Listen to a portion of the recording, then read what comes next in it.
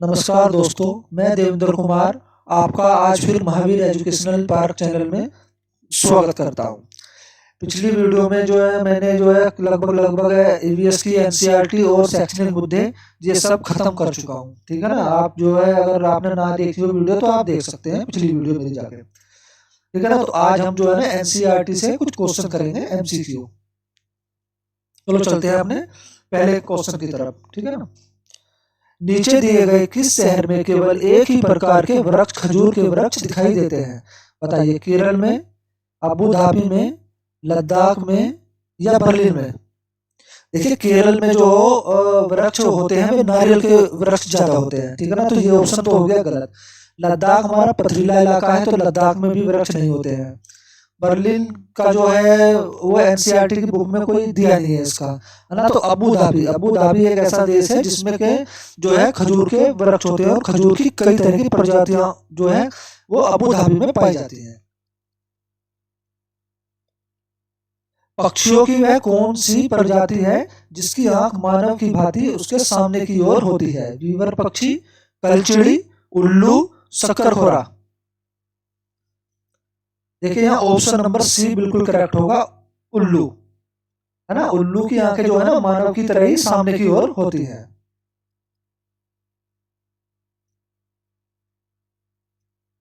मैं उस शहर से आई हूँ जहाँ एक पहाड़ी क्षेत्र है। हमारे यहाँ वर्षा बहुत होती है और बर्फ भी बहुत पड़ती है। जब ठंड बहुत अधिक हो जाती है तो हमें धूप में बैठना अच्छा लगता है। हमारे घर पत्थर अथवा लकड़ी के बने हुए होते हैं। यह शहर देश के किस भाग का होना चाहिए? बताइए। जम्मू कश्मीर का, लद्दाख का, उत्तर प्रदेश का या हिमाचल प्रदेश का? देखिए जैसे जम्मू कश्मीर मत कर दीजिएगा ना। जम्मू कश्मीर में जो एनसीईआरटी में ऐसा कुछ नहीं दिया है कि जम्मू कश्मीर है इसका, तो जम्मू कश्मीर नहीं है। लद्दाख भी नहीं है। लद्दाख में बेशक बर्फ पड़ती हो पर जो है ना वहाँ जो इस तरह का माहौल नहीं है। ठीक है ना। और उत्तर प्रदेश तो बिल्कुल भी नहीं है। तो हिमाचल प्रदेश, यहाँ हमारा option number D Himachal Pradesh बिल्कुल ठीक होगा।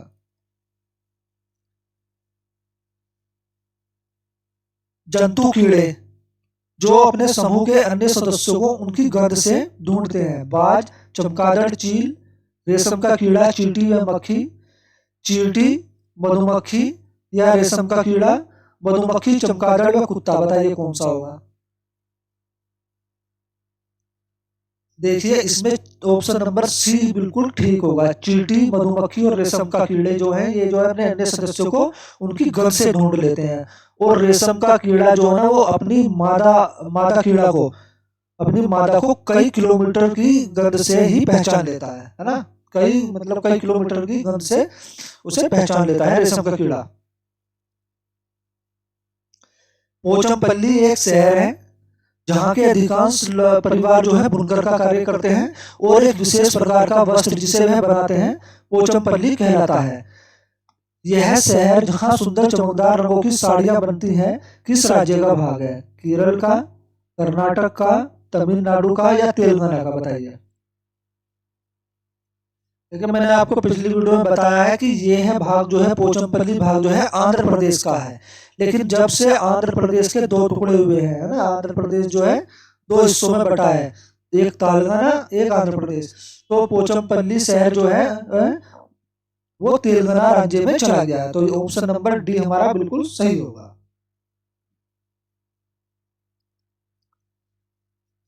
मच्छरों से फैलने वाले 3 रोगों का समूह कौन सा है? डेंगू, मलेरिया, कोविड-19, chikungunya, dengue, HIV AIDS? Malaria, dengue, chikungunya, polio, typhoid, HIV? बताइए। देखिए डेंगू और मलेरिया तक तो ठीक है पर ये कोविड तो है नहीं, है ना। चिकुनगुनिया, डेंगू भी ठीक है, एचआईवी एड्स गलत है। यहाँ पोलियो भी गलत है, टाइफाइड भी गलत है। टाइफाइड जो है दूषित जल से होता है। एचआईवी भी गलत है। तो बचा हमारा ऑप्शन नंबर सी। ठीक है, ये बिल्कुल करेक्ट है। मलेरिया, डेंगू और चिकुनगुनिया ये हमारे मच्छरों से फैलने वाले रोगों का समूह है। एक ऐसा नाच जिसमें जमीन पर बैठकर बांस की डंडी लेकर दो दो लोगों की जोड़ी आमने सामने बैठती है और ढोल की तार पर डंडियों को जमीन पर पीटते हैं तथा ताल के अनुसार डंडियों के बीच लोग एक कतार में खड़े होकर कूदते और नाचते हैं। इस नाच का नाम तथा उस राज्य का नाम जहाँ के लोग इसे नाचते हैं क्रम से क्या है? तोरांग मिजोरम, कुडुंग मिजोरम, चेराव मिजोरम, झूम झारखंड। सॉरी, देखिए तोरांग नहीं है यहाँ, तोरांग जो है गलत है। कुडुक झारखंड भी गलत है। चेराव मिजोरम, चेराव नाच, इसको जो चेराव नाच बोलते हैं और ये मिजोरम राज्य में होता है, ठीक है ना। इसको जो बोलते हैं चेराव नाच बोलते हैं और ये मिजोरम राज्य में होता है। और चेराव नृत्य को जो है बांस नृत्य भी कहते हैं, ठीक है। और झूम जो है, झूम खेती का नाम है जो मिजोरम में होती है, ठीक है ना कि ये नृत्य है कोई।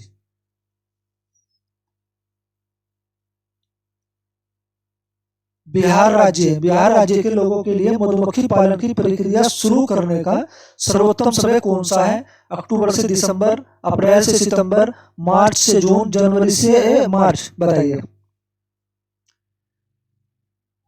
देखिए अगर आपको हमारी जो वीडियो पसंद आ रही हो ना तो प्लीज लाइक सब्सक्राइब शेयर जरूर करें, ठीक है ना। और बताइए कौन सा इसका होगा सही।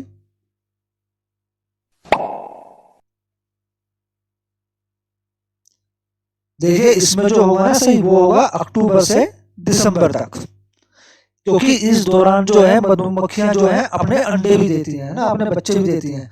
तो अक्टूबर से दिसंबर तक का जो समय होता है वो बिहार राज्य के लोगों के लिए मधुमक्खी पालन करने का सर्वोत्तम समय है।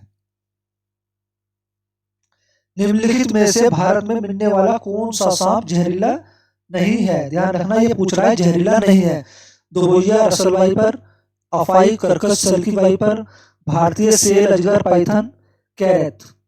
देखिए ये दुबोइया भी जो है जहरीला होता है, अफाई भी जो है जहरीला होता है और कैरेट भी। लेकिन भारतीय सेल, अजगर, पाइथन, पाइथन से ये मत सोचना है जहरीला है ना, पाइथन अजगर को बोलते हैं और अजगर जहरीला नहीं होता, ठीक है ना। और भारत में 4 तरह के सांप भी पाए जाते हैं, तो इसमें ऑप्शन नंबर सी सही होगा। निम्नलिखित में से स्लोथ के बारे में सही कथन को चुनिए।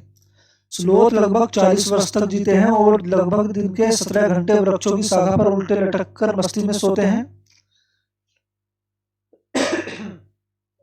स्लोथ लगभग 10 वर्ष तक जीते हैं और दिन के लगभग 20 घंटे वर्षों, सॉरी ये वृक्षों है ना, वृक्षों की शाखाओं पर उल्टे लटक कर मस्ती में सोते हैं। स्लोथ कभी पेड़ से नीचे नहीं उतरते। स्लोथ जानवर बहुत फुर्तीला होता है। देखिए मैंने आपको पढ़ाया है वीडियो में, स्लोथ जानवर जो है वो बहुत ही आलसी होता है ना कि फुर्तीला, तो ये ऑप्शन गलत।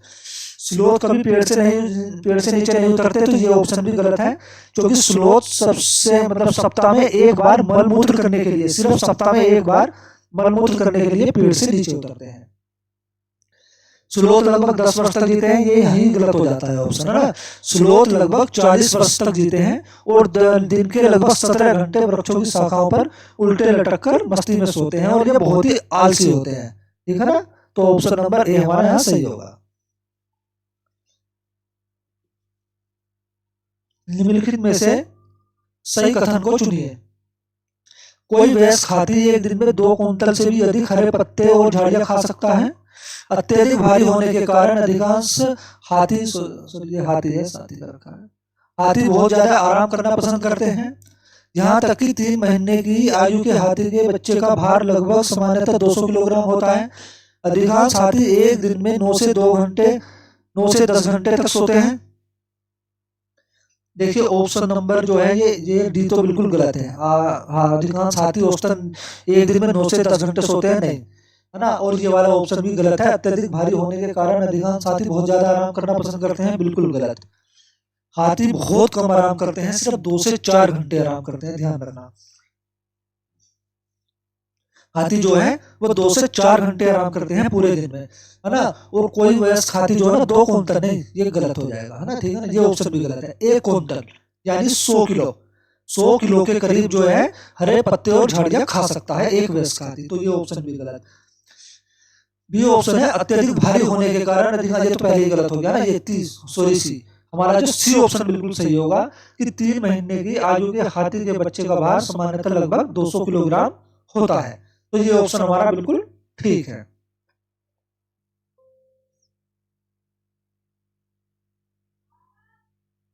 वे व्यक्ति जो वनों में कम से कम 25 वर्षों से रह रहे हों उनका वन भूमि और उसमें होने वाली उपज पर अधिकार हो जाता है। यह एक्ट लिया गया है। ऑप्शन ए वन एक्ट के अधिकार 2007 से। ऑप्शन नंबर बी भारतीय वन एक्ट 1927 से। ऑप्शन नंबर सी राष्ट्रीय वन नीति 1988 से। ऑप्शन नंबर डी भारतीय वन संशोधन एक्ट 2019 से।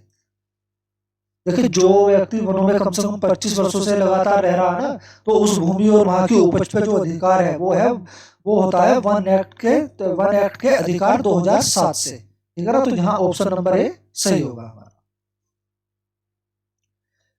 निम्न पौधों में से कौन सा पौधा कीटों को जाल में फंसाता है और खा जाता है? कसकूटा अमरबेल का पौधा, कैक्टस का पौधा, सूरजमुखी का पौधा, या फिर ऑप्शन नंबर डी घटकरनी का पौधा। देखिए, ये अमरबेल का पौधा भी गलत है, कैक्टस का पौधा भी गलत है, सूरजमुखी का पौधा भी गलत है। घटपर्णी पौधा है ना, घटपर्णी पौधे में जो घटपर्णी का कोई पौधा नहीं होता। घटपर्णी एक तरह की प्रजाति है और इसमें कई तरह के पौधे आते हैं, है ना। घटपर्णी के में घटपर्णी में निपोथिंस का पौधा जो है वो भी घटपर्णी का पौधा ही कहलाया जाता है। तो घटपर्णी का पौधा एक ऐसा पौधा है जो कीटों को जाल में फंसाकर खा जाता है और ये मांसाहारी पौधा है ना। और ये कीटों को जाल में फंसा के इसलिए खाता है ताकि वो अपनी नाइट्रोजन की कमी को पूरा कर सके, क्योंकि ये वहां पर उगता है जहां पर नाइट्रोजन की कमी होती है। ठीक है, चलिए अब चलते हैं अपने अगले क्वेश्चन की तरफ। क्वेश्चन नंबर 14, किसी विद्यालय द्वारा दिए गए कथन पर विचार कीजिए। मैं जिस जगह से आई हूँ वह एक पहाड़ी इलाका है। हमारे यहाँ बहुत बारिश होती है, बर्फ भी पड़ती है और जब ठंड अधिक लगती है तो हमें धूप में बैठना अच्छा लगता है। हमारे घर लकड़ी से बने होते हैं। यहाँ यह छात्र कहाँ से आए ये बताइए। तिनसुकिया असम से, मनाली हिमाचल प्रदेश से, चेन्नई तमिलनाडु से, उदयपुर राजस्थान से। देखिए, उदयपुर राजस्थान तो गलत है क्योंकि वहाँ वर्षा बहुत कम होती है। चेन्नई तमिलनाडु भी नहीं है। और तिनसुकिया असम में बारिश बहुत होती है, वहाँ बाढ़ भी आ जाती है बारिश में, है ना। तो ये तो असम तो गलत होगा, है ना। असम नहीं है। और असम में जो है ना बाढ़ से जो है करीबन लकड़ी के घर तो होते हैं और वे बांस में बनाए जाते हैं लगभग 10 से 12 फुट ऊंचे, है ना। तो असम भी नहीं होगा इसमें। इसमें होगा मनाली हिमाचल प्रदेश। अभी हमने ऊपर पढ़ा था हिमाचल प्रदेश। अब इसमें हिमाचल प्रदेश के शहर का नाम भी आ गया है ना। राज्य हिमाचल प्रदेश राज्य के शहर का नाम मनाली से। तो मनाली ही एक ऐसा शहर है, ठीक है ना, जहाँ पे लकड़ियों के घर बने होते हैं। ठीक है, और हिमाचल प्रदेश, अगर ऑप्शन में हिमाचल प्रदेश हो तो हिमाचल प्रदेश, नहीं तो मनाली। अगर दोनों हो तो मनाली सही होगा।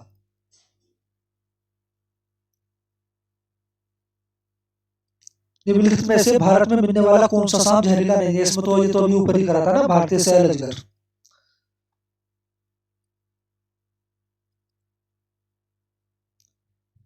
पश्मीना ऊन किस जानवर से मिलती है? भेड़ से, और सॉरी भेड़ है ना। भेड़ से, बकरी से, ऊंट से, एल्पैका से, बताइए। देखिए, मैंने आपको जब एनसीईआरटी की क्लास करी थी उसमें बताया था ना, यह जो पश्मीना ऊन है ये एक पहाड़ी बकरी की नस्ल होती है। पहाड़ी बकरी उससे प्राप्त होती है, तो ये बकरी से मिलती है ना ऊन। और ये जो बकरी है ना ये 5000 मीटर की ऊंचाई तक रहती है। 5000 मीटर की ऊंचाई पर रहती है ये बकरी, जिससे पश्मीना ऊन मिलती है। और पश्मीना ऊन से जो एक सोल को बनाने में है ना वो करीबन 250 घंटे लगते हैं ना। ये सीटेट में आया हुआ क्वेश्चन है, कितना समय लगता है एक सोल को बनाने में? करीबन 250 घंटे। और इस एक सोल की कीमत पता है कितनी है? इस एक सोल की कीमत लगभग 50,000 से शुरू होती है। ठीक है ना, हाँ 50,000, ठीक है ना, ध्यान रखना 50,000 रुपए से शुरू होती है इस पश्मीना ऊन के सोल की कीमत।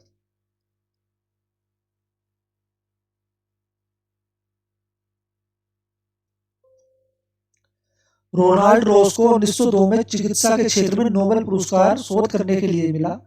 डेंगू मच्छर से फैलता है, मलेरिया मच्छर से फैलता है, चिकुनगुनिया मच्छर से फैलता है, प्लेग पिस्सियों से फैलता है। तो रोनाल्ड रोस को जो नोबेल मिला वो किस कारण मिला? प्लेग पिस्सियों से फैलता है ये बताने के लिए, या चिकुनगुनिया मच्छर से फैलता है ये बताने के लिए, या डेंगू मच्छर से फैलता है, या मलेरिया मच्छर से फैलता है?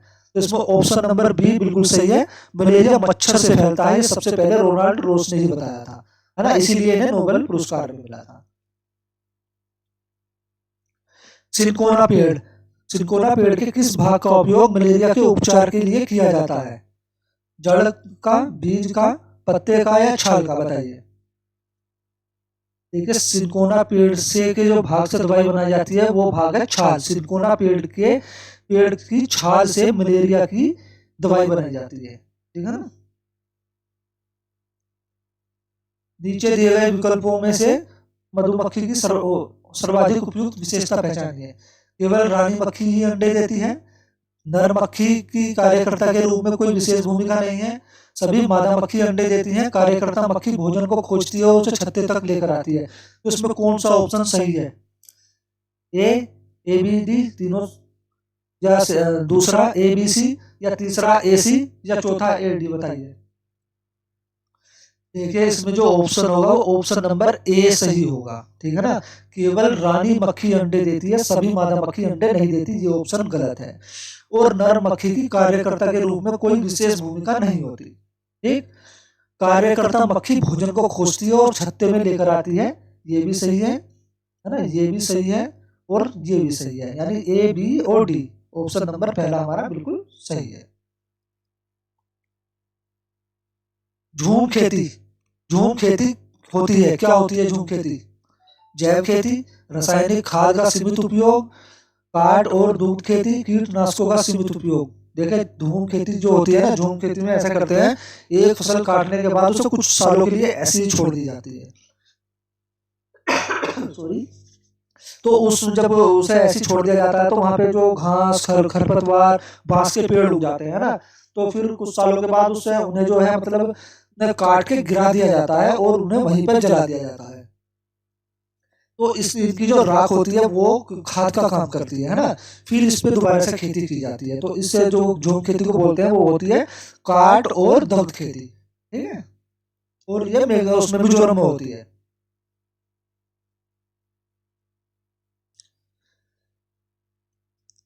किसी सभा में अपना परिचय देते हुए किसी छात्र के कथन पर विचार कीजिए। मैं जिस जगह से आया हूँ वहां के अधिकतर लोग सरसों के तेल में बनी मछली खाना पसंद करते हैं। यह छात्र किस जगह से आया हो सकता है? गोवा से, केरल से, कश्मीर से, मिजोरम से, बताइए। देखिए गोवा और केरल में जो मछली खाते हैं ना लोग, नारियल के तेल में खाते हैं, ध्यान रखना। इसके तेल में खाते हैं, नारियल के तेल में खाते हैं। और नारियल के तेल में खाते हैं। और मिजोरम का कोई एनसीईआरटी की बुक में ऐसा कोई ऑप्शन में दिया नहीं है ना। तो और कश्मीर में जो लोग हैं ना सरसों के तेल में मछली खाना खाते हैं, मछली बना के खाते हैं, ठीक है ना। तो ऑप्शन नंबर सी यहाँ सही होगा। क्वेश्चन नंबर 22, निम्नलिखित में से कौन से जानवर का आगे का दांत उसकी पूरी जिंदगी बढ़ता रहता है? बिल्ली का, गिलहरी का, सांप का, बाघ का, बताइए। मैंने आपको पिछली वीडियो में बताया है, एनसीईआरटी की सभी वीडियो में मैंने जो बता रखा है, ठीक है ना। तो सोच के बताइए। अगर आपको वीडियो पसंद आ रही है तो प्लीज सब्सक्राइब जरूर कर दें और साथ में शेयर भी कर दें और बेल आइकन जरूर दबा दें।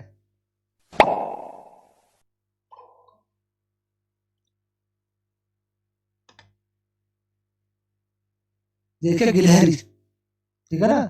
गिलहरी एक ऐसा जानवर है कि इसके जो आगे के दांत है ना वो हमेशा सारी जिंदगी बढ़ते रहते हैं। इसलिए जो है कि चीजों को कुतरती रहती है ना। चूहा भी एक ऐसा जानवर है जिसके दांत हमेशा बढ़ते रहते हैं, परमानेंट सारी जिंदगी बढ़ते हैं, ठीक है ना। तो इसीलिए ये कुतरते रहते हैं और कुतरने से जो उनके दांत घिसते रहते हैं, ठीक। किसी छात्र के द्वारा नीचे दिए गए कथन पर विचार कीजिए। मैं जिस क्षेत्र से आया हूँ वहाँ बारिश बहुत कम होती है, गर्मी बहुत पड़ती है, हमारे घर मिट्टी के बने होते हैं, घरों की दीवारें बहुत मोटी होती हैं और इन्हें मिट्टी से ही पोतकर सुंदर किया जाता है। घरों की छतें कटीली झाड़ियों से बनाई जाती है। यह छात्र निम्नलिखित में से किस राज्य से आया है? लद्दाख से, असम से, उत्तर प्रदेश से, राजस्थान से, बताइए। ऑप्शन नंबर डी राजस्थान से, ठीक है ना। जब किसी एक कपड़े पर दूध को डालते हैं मलाई उस पर ही रह जाती है। पृथक्करण की यह प्रक्रिया क्या कहलाती है? निस्यंदन, चालान, अवसादन, निस्तारण। देखिए इसमें ऑप्शन नंबर ए सही है, निस्यंदन कहलाती है यह प्रक्रिया।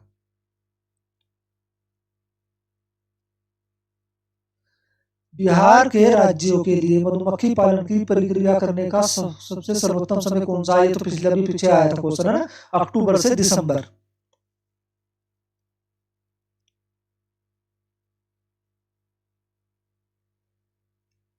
संसार की 5वीं और भारत की पहली ऐसी महिला जिन्होंने माउंट एवरेस्ट पर की चोटी पर कदम रखा। ध्यान रखना, संसार की 5वीं और भारत की पहली ऐसी महिला जिन्होंने माउंट एवरेस्ट की चोटी पर कदम रखा, वह कौन है? बछेंद्री पाल, सुनीता सुनीता विलियम्स, कर्णम मलेश्वरी, संतोष यादव। बताइए।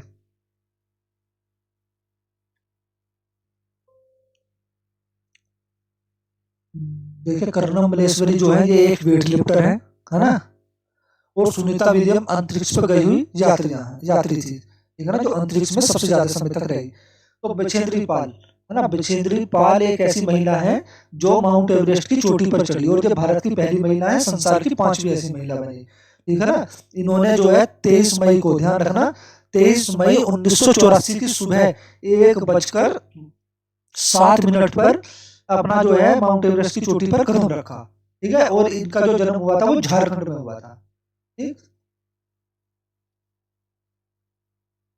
रेगिस्तानी ओक के बारे में, ओक के विषय में नीचे दिए गए कथन पर विचार कीजिए। यह वृक्ष लगभग किसी सामान्यतः कक्षा के कमरे की दीवार की ऊंचाई तक बढ़ता है। यह वृक्ष अबू धाबी में पाया जाता है। इस वृक्ष के तने में जो जल होता है, स्थानीय लोगों को जब आवश्यकता होती है तो पाइप से जल डालकर निकालकर पीते हैं, मतलब इसमें पाइप डाल देते हैं और उससे जल पीते हैं। इस वृक्ष की जड़ें वृक्ष की ऊंचाई की लगभग 30 गुना गहराई तक नीचे जमीन के भीतर तक जाती हैं, जब तक कि उसे जल ना मिल जाए। इस वृक्ष की बहुत सी शाखाएं होती हैं जिन पर घने पत्ते लगे होते हैं। तो इसमें से कौन सा कथन सही है? बताइए। ए बी सी डी या बी डी या ए बी सी या ये सभी? बताइए कौन सा कथन सही है इसमें से। देखिए, रेगिस्तानी ओक जो है ना, रेगिस्तानी ओक का जो वृक्ष होता है, यह वृक्ष सामान्यतः 10 से 12 फुट की ऊंचाई तक हो जाता है, ऊंचाई पे, है ना, यानी किसी कमरे की दीवार की ऊंचाई तक बढ़ता है। और ये रेगिस्तानी इलाकों में पाया जाता है ना, रेगिस्तान मतलब रेत होता है, जैसे अबू धाबी में पाया जाता है। इस वृक्ष के तने में जल भरा होता है और स्थानीय लोग जब पानी की आवश्यकता होती है तो उसमें पाइप डालकर जल पीते हैं। इस वृक्ष की जड़ें जो है, इस वृक्ष की जो जड़ें हैं वो इसकी ऊंचाई की लगभग 30 गुना नीचे गहराई पर तक, जहां तक इसे पानी नहीं मिल जाता वहां तक जाती हैं, ठीक है ना। इस वृक्ष की बहुत सी शाखाएं, ये ऑप्शन गलत है, इसकी ज्यादा शाखाएं नहीं होती हैं पेड़ की, और ना ही इस पर ज्यादा पत्ते होते हैं, ठीक है ना। तो हमारा ऑप्शन नंबर जो है वो सी सही होगा, ए बी सी, यानी ये तीनों सही है ना, ए बी, बी बी और सी बी, ठीक।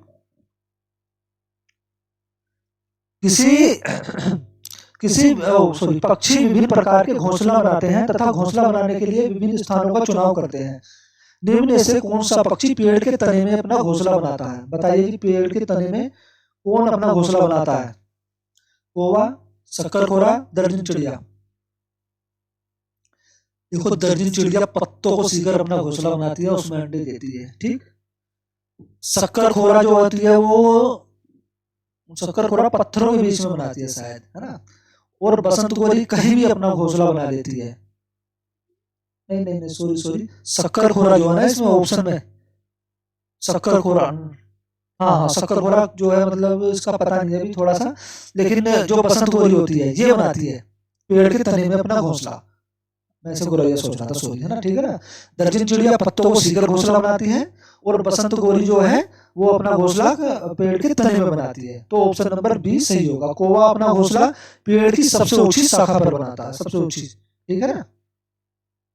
तो इसमें ऑप्शन नंबर बी बसंत गोरी सही होगा।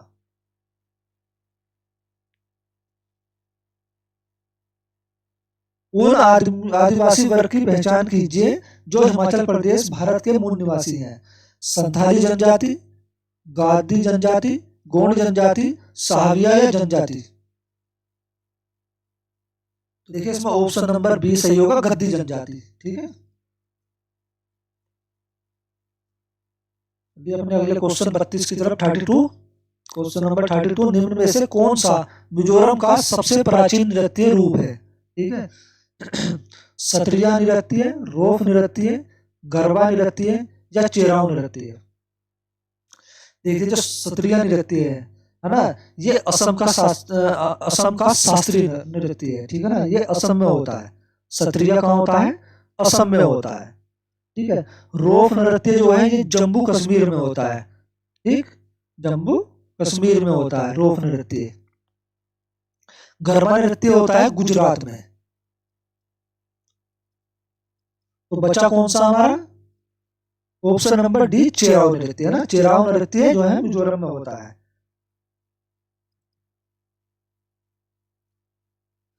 क्वेश्चन नंबर 33, वह संस्था जो जल संरक्षण के लिए कार्य करती है और पुराने तालाबों की मरम्मत करती है, वह नए तालाबों का निर्माण करती है, वो कौन सी संस्था है? ऑप्शन नंबर ए तरुण भारत संघ, ऑप्शन नंबर बी जल संरक्षण विभाग, ऑप्शन नंबर सी सिंचाई विभाग, ऑप्शन नंबर डी नगर पालिका। बताइए कौन सी ऐसी संस्था है जो जल संरक्षण के लिए कार्य करती है और पुराने तालाबों की मरम्मत और नए तालाबों का निर्माण करती है? बताइए। देखिए वो संस्था है तरुण भारत संघ। ऑप्शन नंबर ए यहाँ बिल्कुल सही है। ठीक है ना। तरुण भारत संघ एक ऐसी संस्था है जो जल संरक्षण के लिए काम करती है और ये नए पुराने तालाबों की मरम्मत और नए तालाबों का निर्माण भी कराती है ना। इसके तरुण भारत संघ के जो प्रधान है वो है राजेंद्र सिंह। ठीक है ना। कौन है? राजेंद्र सिंह।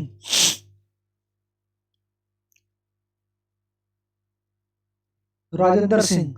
ठीक है ना। और इन्हें जल पुरुष के नाम से भी जाना जाता है। जल पुरुष के नाम से किसे जाना जाता है? राजेंद्र सिंह को। और इस संस्था की जो स्थापना हुई थी वो 30 मई 1975 में हुई थी। ठीक है ना। 30 मई 1975 में हुई थी इस संस्था की स्थापना, तरुण भारत संघ की स्थापना।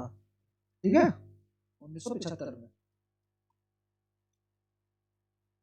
भूमिगत जल के स्तर की चिंता का मुख्य कारण क्या है? सही उत्तर का चुनाव कीजिए।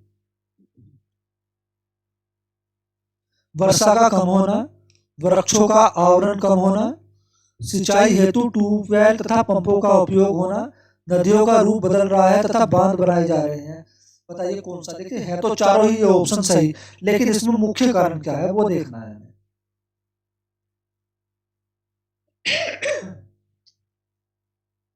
देखिए जो इसमें मुख्य कारण है ना वो है सी, सिंचाई हेतु ट्यूबवेल तथा पंपों का उपयोग होना। क्वेश्चन नंबर 35, यह भालू जैसा दिखता है परंतु भालू नहीं है। यह दिन के 17 घंटे वृक्ष की शाखाओं पर उल्टे लटक कर सोता है। जिस वृक्ष पर रहता है उसकी पत्तियां खाता है। यह लगभग 40 वर्षों तक जीवित रहता है। अभी इसके बारे में ऊपर पढ़ा था ना, ऊपर देखा था एक क्वेश्चन। बताइए कौन सा है? लंगूर, चिंपैंजी, स्लोथ या पांडा? बताइए। ये है ऑप्शन नंबर सी, स्लोथ। ठीक।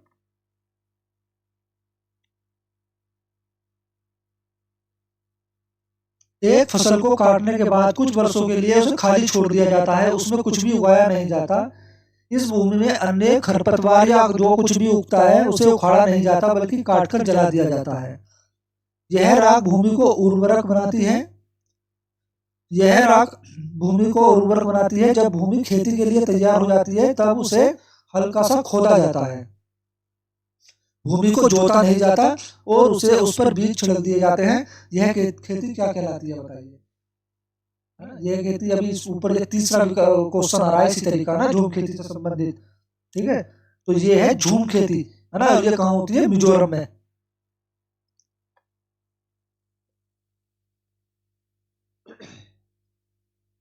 क्वेश्चन नंबर 37, हमारे देश के सभी भागों में लगभग मिर्च का उपयोग किया जाता है। हमारे देश में मिर्च को लाने वाले व्यवसायी आए थे उज्बेकिस्तान से, दक्षिण अफ्रीका से, अफगानिस्तान से, ऑस्ट्रेलिया से। बताइए। देखिए जो हमारे देश में मिर्च आई है ना वो आई है दक्षिण अफ्रीका से। तो ऑप्शन नंबर बी यहाँ बिल्कुल ठीक है। ठीक। क्वेश्चन नंबर 38, निम्नलिखित में से कौन सा पक्षी कैक्टस के कांटों के बीच अपना घोंसला बनाता है? शक्कर खोरा, कलचिड़ी, इंडियन रोबिन या फाख्ता? बताइए। देखिए ऐसा जो पक्षी है वो फाख्ता है, फाख्ता ना। फाख्ता पक्षी जो है अपना घोंसला कैक्टस के कांटों के बीच या मेहंदी की मेड़ों में बनाता है। ठीक है ना। ऑप्शन नंबर डी, फाख्ता। या तो मेहंदी की मेड़ों के बीच, मेहंदी की मेड़ों में, या कैक्टस के कांटों के बीच में अपना घोंसला बनाता है फाख्ता पक्षी। क्वेश्चन नंबर 39, पशुओं की त्वचा पर विभिन्न प्रकार के डिजाइन होते हैं, इसका कारण है उस जगह की जलवायु के कारण होते हैं जिनमें वे रहते हैं, उनके शारीरिक शक्ति को इंगित करता है, या उनकी त्वचा पर बालों के कारण होता है, या परावर्तित प्रकाश के कारण होता है। बताइए। देखिए, जलवायु के कारण होता है, सब इसे करेंगे, लेकिन ये गलत होगा, ठीक है ना, ये ऑप्शन गलत है बिल्कुल। उनकी शारीरिक शक्ति को इंगित करता है, बिल्कुल गलत। ये भी परिवर्तित प्रकाश के कारण होता है, ये भी गलत। ये जो पशुओं की त्वचा पर विभिन्न प्रकार के डिजाइन होते हैं, ये उनकी त्वचा पर बालों के कारण होते हैं, ठीक है ना। तो ऑप्शन नंबर सी सही होगा। निम्नलिखित में से मच्छरों द्वारा फैलने वाले रोगों का समूह कौन सा है? ये भी दोबारा आ गया ना, ये कौन सा है? डेंगू, चिकनगुनिया और मलेरिया। Option number D.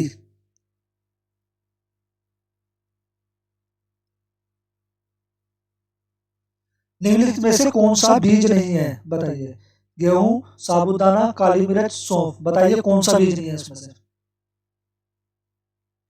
देखिए, सौंफ बीज है, ठीक है ना, काली मिर्च भी बीज है, और गेहूं भी एक बीज है, लेकिन साबूदाना बीज नहीं है, ठीक है ना, ये बीज नहीं है। तो यही ऑप्शन हमसे यही पूछ रहा है कि कौन सा बीज नहीं है, तो यही ऑप्शन हमारा सही होगा, बी, साबूदाना। सॉरी, आज जरा थोड़ी तबीयत सी खराब है।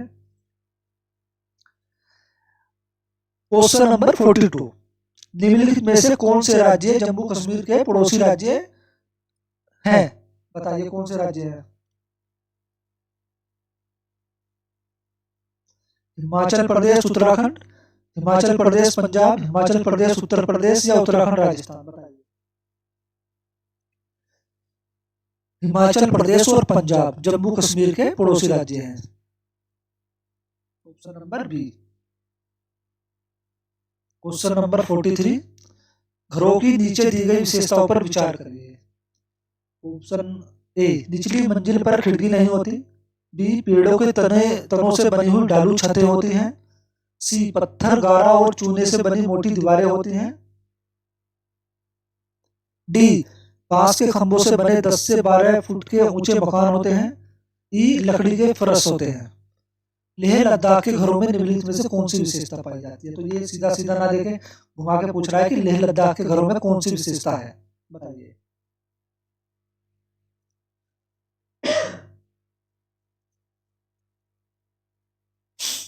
बताइए। देखिए, जो लेह लद्दाख के घरों में है, उसमें जो है निचली मंजिल पर कोई खिड़की नहीं होती, ठीक है, ये भी सही है। और पेड़ के जो तने हैं उनसे जो है छतें बनती हैं, सॉरी, पेड़ के तनों से ढालू छतें बनती हैं, ठीक है। पत्थर, गारा और चूने से मोटी दीवारें बनती हैं, गलत, ये राजस्थान में बनती हैं, ठीक है ना। बांस के खंभों से बने 10 से 12 फीट के ऊंचे मकान बनते हैं, गलत, ये असम में बनते हैं। लकड़ी के फर्श होते हैं, ये भी बिल्कुल सही है। तो यहाँ हमारा क्या होगा? ए, बी, ई, ठीक है ना, ऑप्शन नंबर 4, चौथा हमारा चौथा विकल्प यहाँ सही है, ए, बी, ई।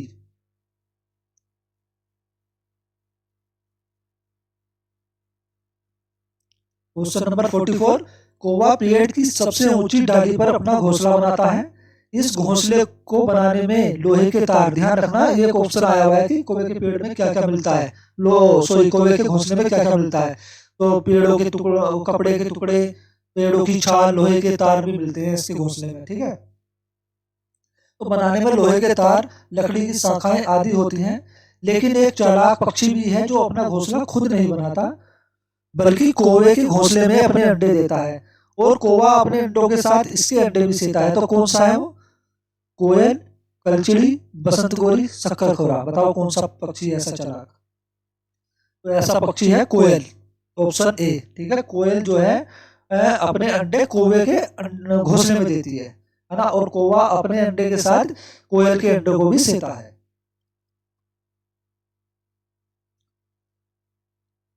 कुछ पक्षी हमसे 4 गुना ज्यादा दूरी तक देख सकते हैं। बाज, कबूतर, तोता, कौवा, चील, सॉरी चील है ना, कौवा, चील, बुलबुल, चील, गिद्ध, बाज, दर्जन चिड़िया, चील, गिद्ध। बताइए कौन सा?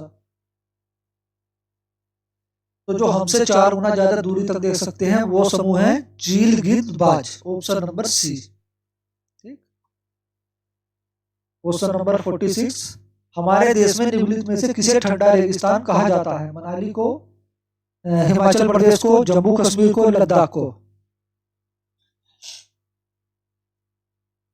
तो जो ठंडा रेगिस्तान कहा जाता है वो कहा जाता है लद्दाख को। ठीक है ना, लद्दाख को ठंडा रेगिस्तान कहा जाता है। क्वेश्चन नंबर 47, निम्नलिखित पक्षियों में से कौन सा पक्षी अपनी गर्दन को पीछे तक घुमा सकता है? मैना, कोयल, उल्लू, कौवा। बताइए। देखिए, जो पक्षी अपनी गर्दन को पीछे तक घुमा सकता है वो है उल्लू। Option C. ठीक है ना। और मैना अपनी जो गर्दन को झटके से पीछे घुमा सकती है, झटके से घुमाती है ना। मैना जब अपनी गर्दन को घुमाती है तो झटके से घुमाती है, लेकिन अपनी गर्दन को पीछे तक घुमा सकता है वो है उल्लू। तो ऑप्शन नंबर सी यहाँ सही होगा। हमारे देश के नीचे दिए गए भाग में खाने की चीजें जैसे टैपीकोपा और नारियल घर के आंगन में उगते हैं और उनसे बने खाने का स्वाद बहुत ही अच्छा होता है। बताइए कौन सा राज्य है वो? आंध्र प्रदेश, गोवा, मुंबई, केरल। बताइए।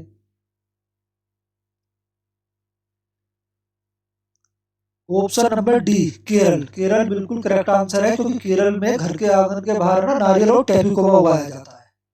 ठीक। जैसा हमारे यहाँ तोरी की बेल उगा लेते हैं ना घर के बाहर, ऐसे वहां पे जो है टैपीकोपा और नारियल के पेड़ उगाते हैं केरल में।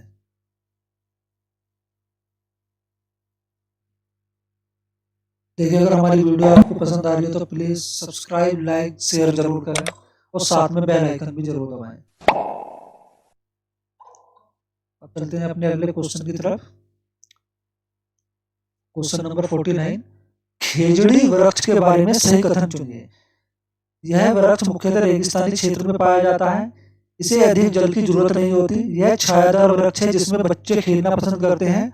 यह अपने तने के अंदर पानी को जमा करता है, जिससे लोग इसके तने में पतला पाइप डालकर इसका पानी पीते हैं। तो बताइए कौन सा विकल्प इसमें कौन से सही है? खेजड़ी वृक्ष के बारे में मैंने आपको पढ़ाया हुआ है ना वीडियो में। A, option number A B C तीनों सही है। Option number B A C D सही है। Option number C A D सही है, या D option number D B C D सही है? बताइए। देखिए, इसमें ऑप्शन नंबर ए सही होगा, बिल्कुल ए बी सी।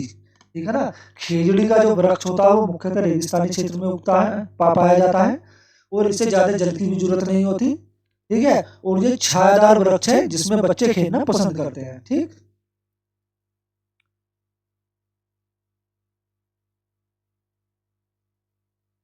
ब्रेल लिपि। ब्रेल लिपि में मोटे कागज पर उभरे हुए कुछ बिंदु बने हुए होते हैं। यह लिपि आधारित होती है। बताइए कितने बिंदुओं पर आधारित होती है? 8 बिंदुओं पर, 6 बिंदुओं पर, 10 बिंदुओं पर, या 4 बिंदुओं पर?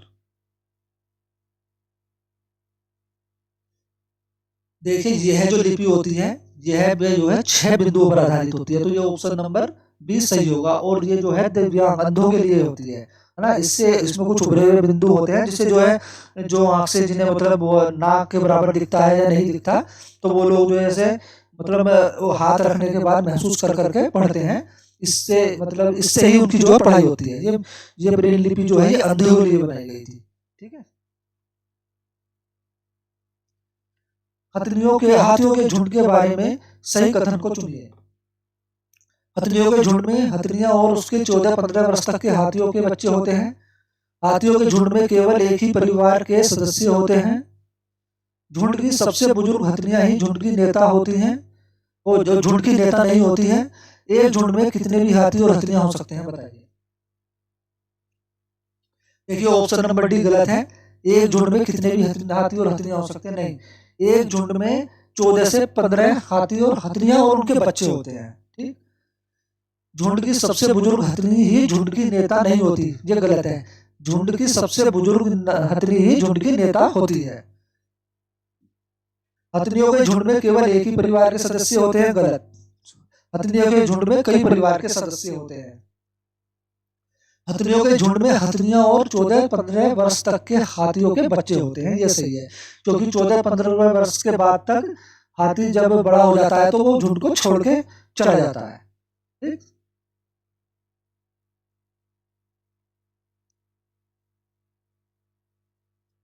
Question number 52। पक्षी अपनी गर्दन बहुत ज्यादा हिलाते हैं, इसका कारण है उनके कान पंखों से ढके होते हैं, वह उड़ सकते हैं, पक्षियों की आंख छोटी होती है, पक्षियों की आंखों की पुतली घूम नहीं सकती। बताइए इसमें कौन सा होगा? तो इसमें ऑप्शन नंबर डी सही होगा ना, पक्षियों की आंखों की पुतली घूम नहीं सकती, इसलिए वे अपनी गर्दन को बहुत ज्यादा हिलाते हैं। Question number 53। अल बरूनी कौन था? वह एक यात्री था जिसने जम्मू कश्मीर से लेकर कन्याकुमारी तक भारतीय संस्कृति जानने के लिए यात्रा की। वह एक कुतुबशाही शासक था जिसने हमारे देश पर 40 वर्षों तक शासन किया। वह एक अफगानिस्तान का व्यापारी था जो हमारे यहाँ मेवों का व्यापार करने आया था। वह उज्बेकिस्तान से आया था। उसने एक किताब लिखी जो हमारे देश के इतिहास को जानने में सहायक है। बताइए कौन सा सही है? देखिए, अल बरूनी जो है उज्बेकिस्तान से भारत आया था और उसने एक किताब भी लिखी जो हमारे देश का इतिहास जानने में सहायक है। तो ऑप्शन नंबर डी यहाँ सही होगा।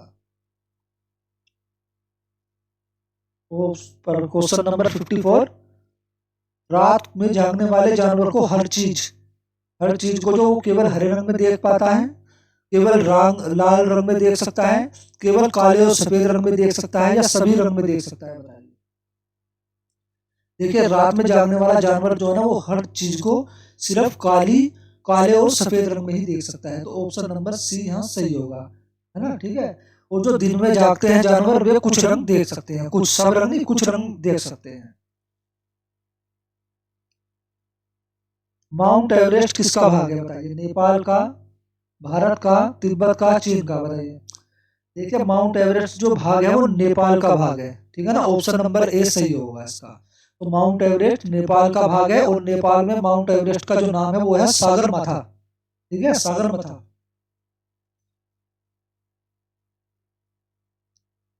Question number 56। रजत ने अपने मित्र से कहा, मैं खेल नहीं सकता क्योंकि मुझे कपकपी, सरदर्द व पसीना आने के चक्र से गुजर रहा हूँ। रक्त की जांच के बाद डॉक्टर ने मुझे कड़वी दवाई दी है। रजत किस रोग से पीड़ित हो सकता है? मियादी बुखार, पेचिस, दस्त, हैजा या मलेरिया? बताइए। देखिए, हमारी वीडियो पसंद आई तो प्लीज लाइक, सब्सक्राइब, शेयर जरूर कर दें। बताइए इनमें से कौन सा होगा? देखिए, इनमें जो है ना मलेरिया है वो। ठीक है ना। ऑप्शन नंबर डी, रजत जो है मलेरिया से पीड़ित है। चलिए, हमारी जो वीडियो है आज की वो यहीं खत्म होती है ना। अगर आपको वीडियो अच्छी लगी हो तो प्लीज सब्सक्राइब, लाइक, शेयर जरूर करें, है ना। और साथ में बेल आइकन भी दबा लें ताकि आने वाले प्रैक्टिस सेट सभी आपको समय पर मिलते रहें। धन्यवाद।